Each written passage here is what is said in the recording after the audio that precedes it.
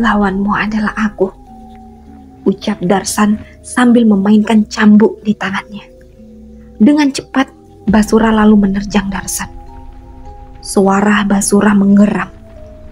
Melihat itu, Darsan dengan cepat melayangkan kembali cambuknya ke arah tubuh Basura.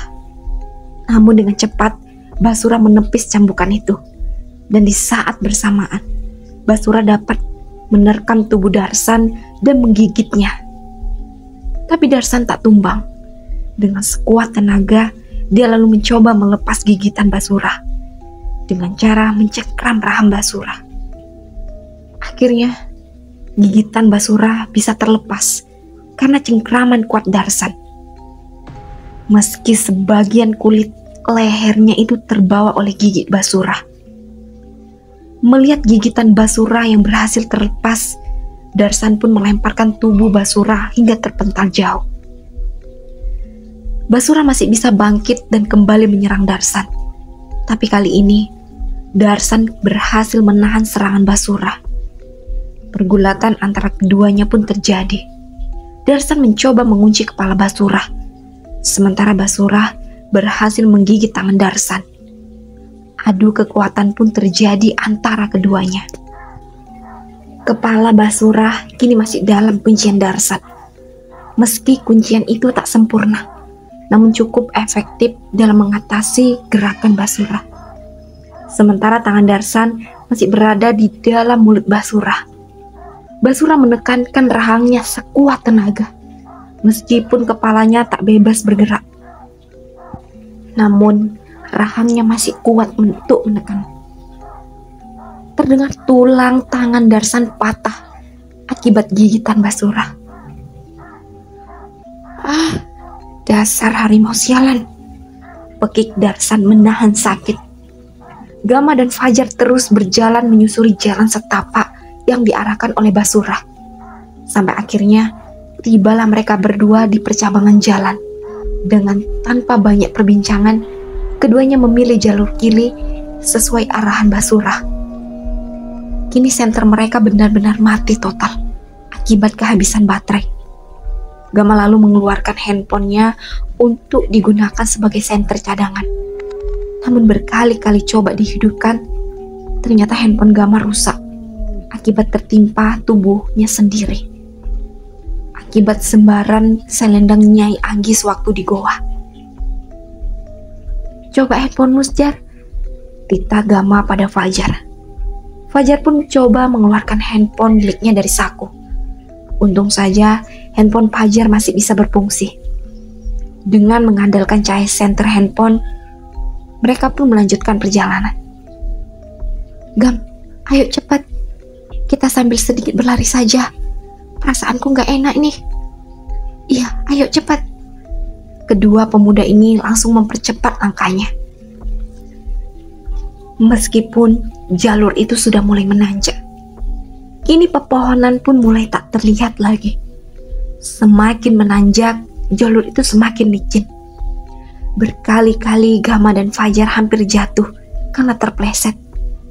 Setelah mendaki hampir setengah bukit itu, dari kejauhan terlihat obor-obor menuju ke arah mereka. Gam, lihat! Tunjuk Fajar ke arah titik-titik obor yang terlihat dari kejauhan. Ayo, cepat Jar! Ujar Gama menanggapi apa yang ditunjuk Fajar. Gama dan Fajar kembali berkutat dengan jalanan yang licin. Dengan susah payah mereka mempercepat langkah. Bahkan sesekali keduanya harus merangkak sembari menarik rerumputan sebagai pegangan. Memang jalan menuju bukit itu sudah berbentuk seperti tangga. Namun karena ternyata dibentuk dari tanah, bila terkena hujan yang cukup deras mengakibatkan tangga-tangga yang terbuat dari tanah itu menjadi licin dan terjal. Itu sebabnya Gama dan Fajar kesusahan saat berjalan menanjak menaiki bukit itu. Suara nafas mereka berdua bersaut-sautan karena kini tubuh mereka mulai kelelahan. Meskipun hawa dingin menusuk tulang, tapi tak mereka rasakan. Tubuh mereka dibanjiri keringat karena sedari tadi terus dipaksa bergerak. Belum lagi sakit di beberapa bagian tubuh akibat bertarung melawan Nyai Anggi. Seperti Fajar yang masih sesekali menahan sakit di bagian lengan, yang tadi sempat dipelintir oleh Nyai Anggi. Ataupun Gamah yang merasakan denyutan di bagian punggungnya akibat beberapa kali terpelanting ketika menghadapi Nyai Anggi. Namun rasa sakit dan lelah itu tak menyurutkan niat Gamah dan Fajar untuk segera membebaskan Ruri yang dikurung oleh mereka. Hanya lantunan zikir dan doa yang saat ini mereka panjatkan sepanjang perjalanan. Berdoa kepada sang pemilik hidup agar selalu diberi keselamatan. Setelah beberapa lama kemudian, sampailah Gamah dan Fajar di tempat yang dimaksud. Dari kejauhan sudah mulai terlihat bangunan dan altar penyembahan. Sinar-sinar obor terlihat menghiasi bangunan dan altar pemujaan tersebut. Dengan mengendap-endap, Fajar dan Gamah pun menuju ke arah bangunan dan altar pemujaan tersebut. Terlihat ada dua penjaga yang tertidur di teras bangunan tersebut. Gamah dan Fajar bersiap-siap dengan pisau yang berada di genggaman masing-masing. Pelan-pelan, keduanya mendekati dua orang pria yang sedang tertidur pulas tersebut. Gamah dan Fajar dengan cepat membekap mulut sasarannya masing-masing. Dengan bersamaan, Gamah dan Fajar pun menancapkan pisau ke leher orang tersebut. Kedua orang itu tewas tanpa bersuara. Gamah dan Fajar pun langsung memeriksa kunci di masing-masing saku dua orang penjaga yang telah tewas itu. Setelah melumpuhkan dua penjaga itu, Fajar dan Gamah lalu mencoba membuka pintu bangunan itu. Namun pintu itu terkunci. Tok tok tok. Ruri, kamu di dalam? Panggil Fajar sambil mengetok pintu di bangunan itu. Ruri, ini abang Ri. Jawab abang Ri. Ucap Fajar kembali memanggil-manggil Ruri. Ruri yang sedang meringkuk di dalam ruangan seketika mendengar namanya dipanggil dari luar. Ruri langsung bangkit dan langsung berlari ke arah pintu. Sekali lagi, Ruri mendengarkan dengan seksama suara yang memanggilnya. Dan benar saja, itu suara suaminya Fajar. Iya bang, Ruri di dalam. Tolong Ruri bang, buka pintunya, sahut Ruri dari dalam. Alhamdulillah, kamu tenang ya Ri. Abang akan coba cari kuncinya dulu, sahut Fajar. Iya bang, sahut Ruri dari dalam sana.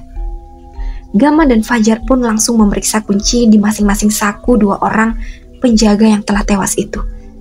Namun, Gamah dan Fajar merogoh saku celana penjaga itu, namun tak ditemukan sebuah kunci atau apapun. Gimana Gam? Apa kamu menemukan kuncinya? Tanya Fajar dengan paniknya. Enggak Jar. Gamah menggelengkan kepalanya.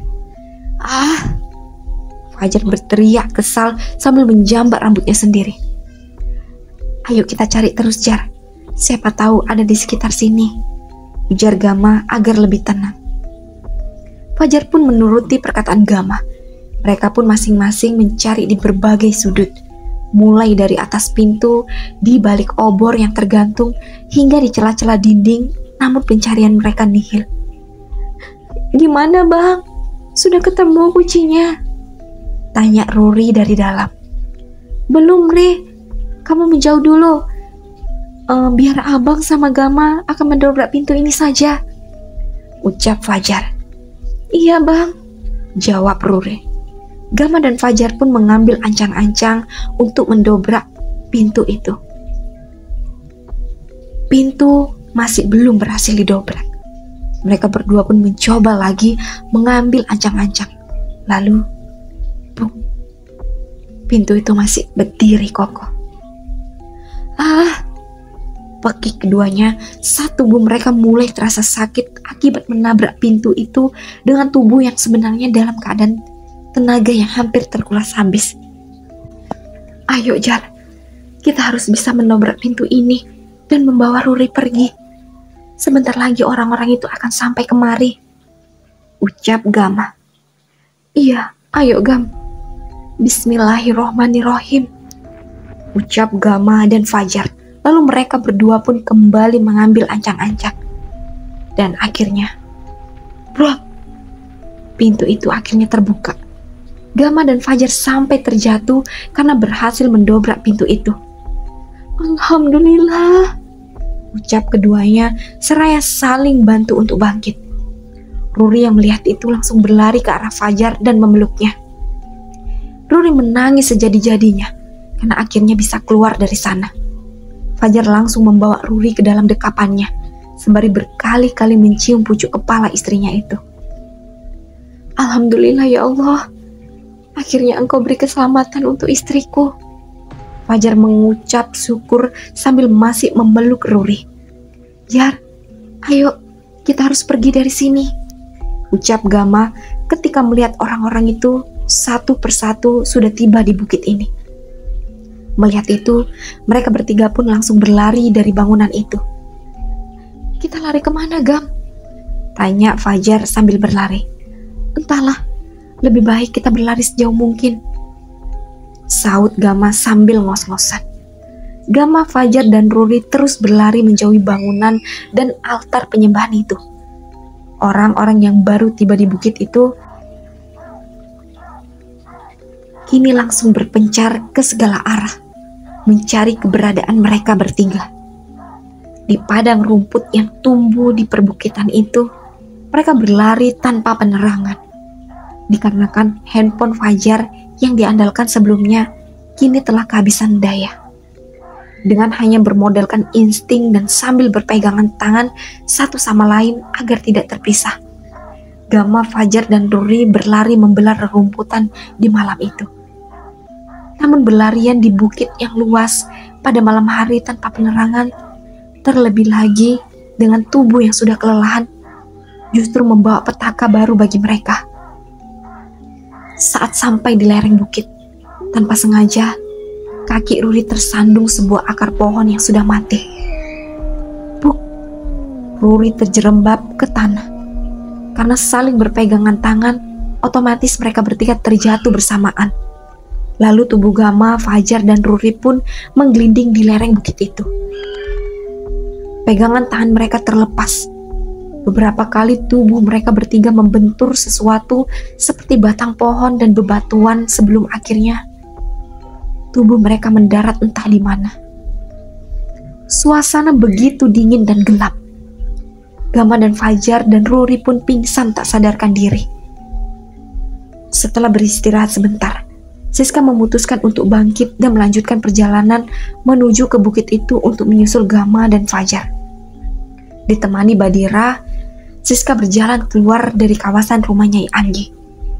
Sesaat, Siska menoleh ke belakang.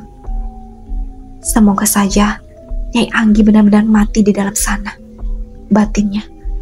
Lalu berjalan kembali ke arah jalan setapak menuju bukit. Sesaat Siska menghentikan langkah kakinya ketika samar-samar telinganya mendengar suara langkah kaki yang mengiringi perjalanannya. Siska, ada orang yang bersembunyi di sana, bisik Badira. Keluarlah, aku tahu kau bersembunyi di sana, ujar Siska memanggil orang itu. Sesosok selewit membentuk tubuh manusia keluar di antara pepohonan di pinggir jalan setapak itu. Orang itu hanya diam berdiri di tengah jalan setapak. Melihat itu, Siska semakin waspada. Tangannya bersiap-siap mengambil pisau yang terselip di pinggangnya. Orang misterius itu tetap tak mendekati atau menjauhi Siska. Dia tetap berdiri di sana. Wajahnya juga tak terlihat jelas rupanya, karena ransel yang berisi senter dan peralatan lainnya malah tertinggal di dalam goa. Akan sangat sulit bertarung dalam gelap. Terlebih lagi, Siska merasa tubuhnya sudah mencapai batasnya. Sesosok orang itu juga masih berdiri tegak di sana. Siska menjadi bingung, harus berbuat apa. Jika Badira sekali lagi memasuki tubuhnya, bisa saja Siska dengan mudah melawan orang itu. Tapi resikonya, Siska bisa saja kelelahan dan pingsan seperti kemarin. Lagi pula dirinya tak harus selalu mengandalkan Badira dalam segala hal. Badira juga hanya makhluk yang sukarela membantunya sampai sejauh ini. Siska tak ingin melulu bergantung pada Badira, apalagi sampai melupakan peran sang pencipta. Setelah berperang melawan gejolak batin, Siska pun memilih untuk melanjutkan perjalanan, membiarkan sosok itu tetap berdiri tegak di jalan setapak itu. Suara langkah kaki dari sosok itu kembali terdengar. Itu artinya sosok manusia itu mengikuti dirinya. Siska menghentikan langkahnya dan melihat ke belakang. Ternyata sosok itu masih beberapa meter di belakang Siska. Sosok itu juga menghentikan langkahnya ketika Siska juga berhenti. "Kenapa kau mengikutiku? Siapa kau sebenarnya?" Siska mulai jengkel dan kesal. Apa sih maunya orang ini? Kenapa dia terang-terangan sekali mengikutiku seperti ini? Sosok orang itu tetap diam, tak menjawab pertanyaan Siska. Dia masih berdiri tegak di sana. Merasa kesal sedari tadi diabaikan, serta penasaran dengan orang ini, Siska berbalik badan dan langsung melangkah menghampiri orang itu. Melihat Siska mendekat ke arahnya, orang itu pun mundur dan lari menjauh Siska. Tentu saja, Siska yang melihat sosok itu berlari menjauhinya, otomatis langsung mengejar sosok orang itu. Terjadi kejar-kejaran antara Siska dan orang itu. Namun dengan cekatan, Siska akhirnya berhasil menangkap sosok itu. "Siapa kau?" tanya Siska penuh penekanan. Aku," ucap orang itu terbata-bata. "Tunggu, suara ini Pak Asmat?" ucap Siska seakan tak percaya.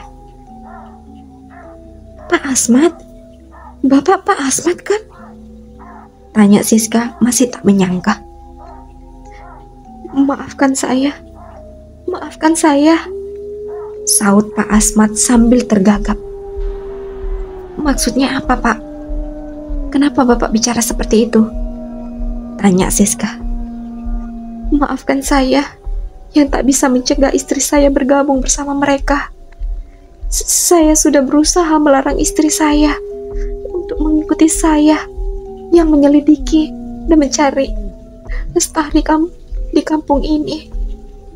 Tetapi dia tetap bersikeras untuk menyusul saya. Sampai akhirnya istri saya tertangkap oleh mereka. Saya berupaya menolong istri saya, tetapi saya tak mampu melawan mereka. Saat itu, saya sempat ingin menemui kalian untuk meminta pertolongan. Tetapi, saat sampai di rumahmu, Siska, ternyata rumahmu telah hangus terbakar api. Kalian juga melarikan diri dari kampung ini. Saya menjadi bingung. Istri saya dan anak saya juga telah tertangkap. Sampai suatu hari, saya beranikan diri mendatangi rumah Kades Kadir. Tapi setelah tiba di sana, saya lihat istri saya malah baik-baik saja, tak dianiaya atau disiksa seperti orang yang tertangkap pada umumnya. Ternyata istri saya bergabung menjadi penyembah jin seperti mereka," jelas Pak Asmat pada Siska. "Maksud Bapak?" Siska menggantung kalimatnya ketika pikirannya telah menyimpulkan sesuatu. "Iya Siska, istriku yang menculik Ruri di kota," ucap Pak Asmat. Tunggu Pak, banyak yang saya belum paham.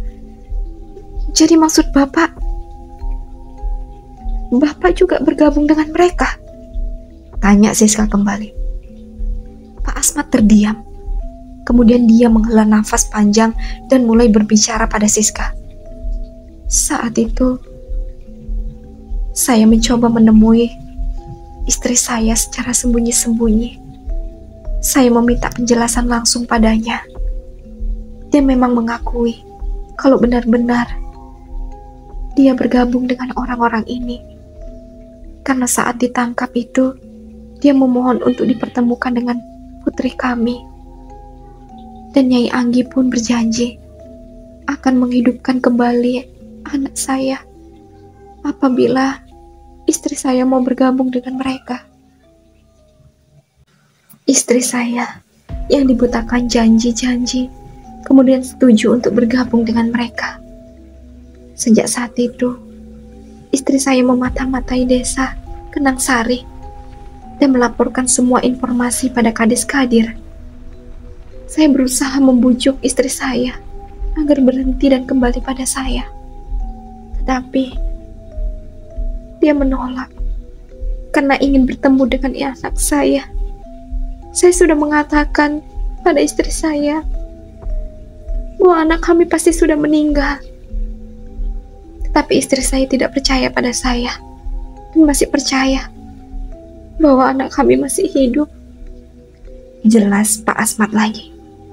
Tetapi kenapa Bapak mengikuti saya? Tanya Siska.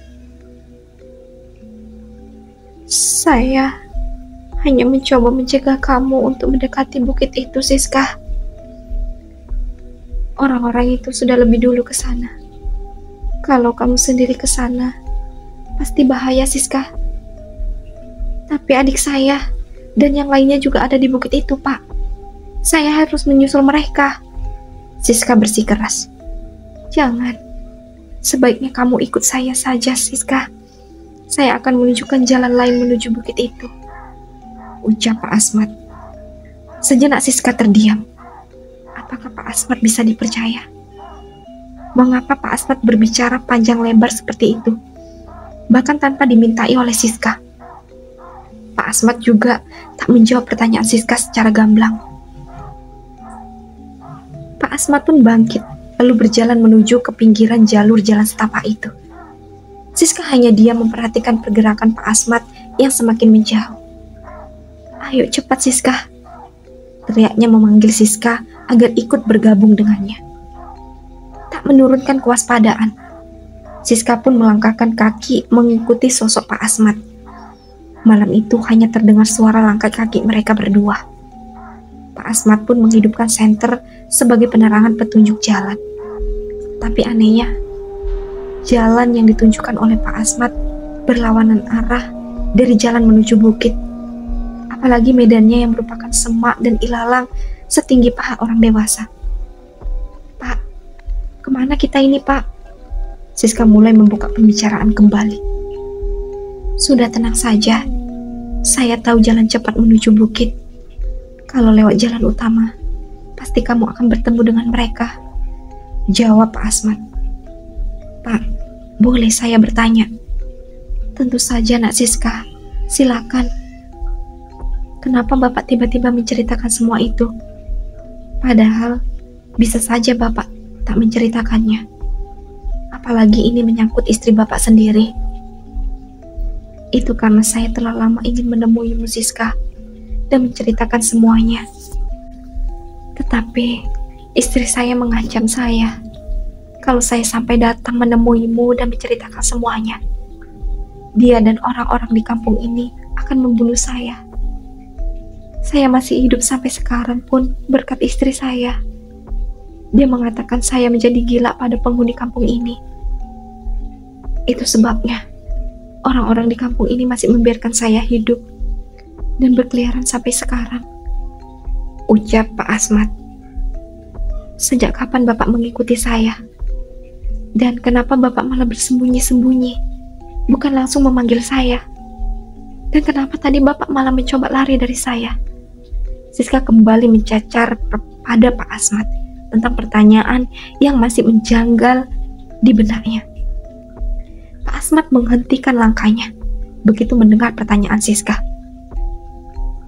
Bapak juga belum menjawab pertanyaan saya tadi. Apakah Bapak juga bagian dari mereka? Ujar Siska masih mencari pertanyaan pada Pak Asmat. Kamu meragukan saya, Siska, ucap Pak Asmat dan malah tak menjawab pertanyaan Siska. Saya hanya menanyakan apa yang janggal menurut saya, Pak, jawab Siska. Menurutmu sendiri, Bagaimana Siska? Pak Asmat mulai berbalik badan. Saya tidak tahu Pak, tetapi banyak yang janggal dari penjelasan Bapak. Saat pertama kali Bapak bersembunyi dan diam-diam mengikuti saya. Saat Bapak mulai menjelaskan semuanya tanpa saya minta. Saat Bapak mengatakan bahwa istri Bapak yang berkhianat dan memata-matai desa. Tapi kenapa Bapak tak kembali ke desa dan melaporkan pada Pak Hendrik? Pak Hendrik juga bilang Bapak sudah lama menghilang. Itu artinya sekalipun Bapak tak pernah kembali ke desa kan? Kenapa Pak? Kenapa Bapak tak pernah kembali lagi ke desa? Ujar Siska dengan penuh penekanan. Pak Asmat hanya diam. Tak ada jawaban yang keluar dari mulut lelaki parubaya itu. Setelah beberapa detik kemudian, kamu ternyata cerdas juga Siska, ucap Pak Asmat sembari melangkah perlahan mendekati Siska. Melihat itu, Siska pun mundur beberapa langkah ke belakang. Itu artinya Bapak juga bagian dari mereka kan? Siska menjawab Pak Asmat. Nah, Siska, ternyata kau sepintar ini. Pantas saja Nyai Anggi begitu waspada terhadapmu. Tapi semuanya telah berakhir. Kau juga telah membantuku menyingkirkan Kadir dan Nyai Anggi. Jadi aku tak susah-susah mengeluarkan tenaga untuk membunuh mereka. Juga Mamat. Pak Asmat tertawa terbahak-bahak. Kenapa dengan Mang Mamat? Tanya Siska. Mamat yang bodoh itu telah banyak membuat kami susah. Berani-beraninya dia membantu kalian secara diam-diam. Jadi, kuhabisi saja dia. Lagi pula, dia bukan bagian dari kami. Jawab Pak Asmat. Jadi, Bapak yang... Siska tak sanggup meneruskan kalimatnya. Iya Siska, aku yang menghabisinya saat di rumah Kadir. Bodohnya kalian tak melihat keberadaanku di sana. Dari sanalah aku mengikuti kalian sampai ke rumah Nyai Anggi. Awalnya aku lama menunggu, sampai akhirnya kedua pemuda itu keluar dari sana. Rencananya aku ingin mengikuti mereka, tetapi aku tidak melihat dirimu di antara mereka. Jadi aku memanggil para penduduk untuk mengikuti dua temanmu itu. Dan aku masih di sana untuk menunggu kedatanganmu. Dan lalu akhirnya kau pun keluar dari sana. Awalnya aku ingin segera menghabisimu saja. Tapi sialnya, kau dapat mengetahui diriku. Pak Asmat menyeringai. Sejak kapan? Sejak kapan Bapak bergabung dengan mereka? Tanya Siska. Sejak kapan ya? Mungkin sejak Nyai Anggi masuk ke desa ini. Jadi, Bapak juga lah yang membunuh Kiai Abdullah. Aduh, kelihatan sekali ya. Padahal saya sudah mengarang cerita rapi-rapi loh. Pak Asmat terlihat santai menjawab pertanyaan Siska. Siska terdiam, tak dapat berkata-kata mendengar penuturan Pak Asmat. Bukan hanya Nyai Anggi ataupun Kadis Kadir, tetapi juga Pak Asmat. Temuan ini semakin membuat Siska percaya.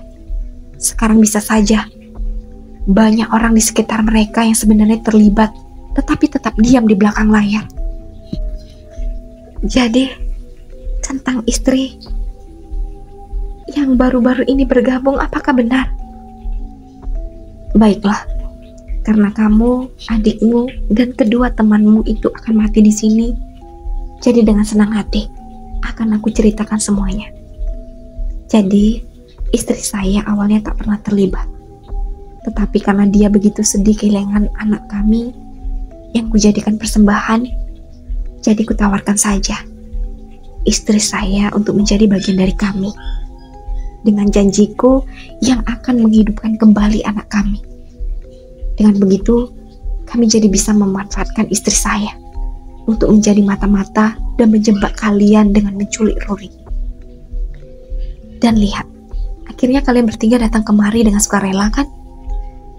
Dan aku juga mengetahui bahwa kalian akan menyerang pada malam ke-39 sebelum ritual. Itu semua berkat istriku. Penyerangan ke desa kalian pada malam itu hanyalah sebuah pengalian saja. Rencana sebenarnya adalah memancing kalian berempat kemari dan menghabisi kalian satu persatu. Oh ya, aku juga memanfaatkanmu Siska untuk menghabisi Kadis Kadir dan Nyai Anggi. Jadi aku tidak susah-susah keluar tenaga untuk menyingkirkan mereka berdua. Dengan begini, aku bisa menguasai kampung ini dan menempati rumah Kadir yang mewah bersama istriku. Bagaimana Siska? Bagus kan rencanaku? Pak Asmat tampak bahagia ketika menceritakan yang sebenarnya pada Siska. Sungguh pintar Pak Asmat mengatur semuanya. Bahkan Badira saja sampai terkecoh karena Pak Asmat luput dari pengawasan Badira. Karena selama ini Pak Asmatlah yang bermain di belakang layar. Pak Asmatlah aktor yang sebenarnya.